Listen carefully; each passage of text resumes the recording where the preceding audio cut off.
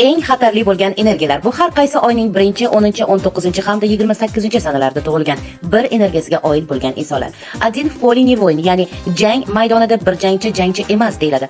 Ammo aynan birlar uchun har qanday maydonda bir o'zlari butun boshli armiya turgandek jangchi holatida bo'la olishadi. Ya'ni yuqoridagi maqol aslo bularga tegishli emas. Ular agar xohlasa har qanday masalasini bir o'zlari hech kimning yordamisiz eplay olishadi.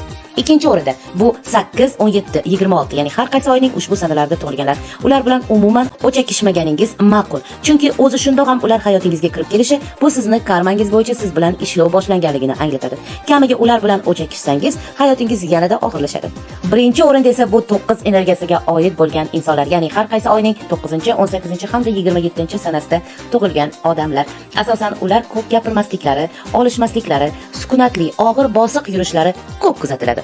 Lekin buni ortidan ichki tublarida shunaqangi barbod qiluvchi mina yotgan bo'ladiki, bitta portlashsa hamma yoni yo'qqa chiqarib tashlashadi. Shuning uchun ularni ham asabiga tegmang. Oxiri yaxshilik bilan tugamaydi. O'sha uxlab yotgan minasi oxirigacha uxlagani yaxshiroq.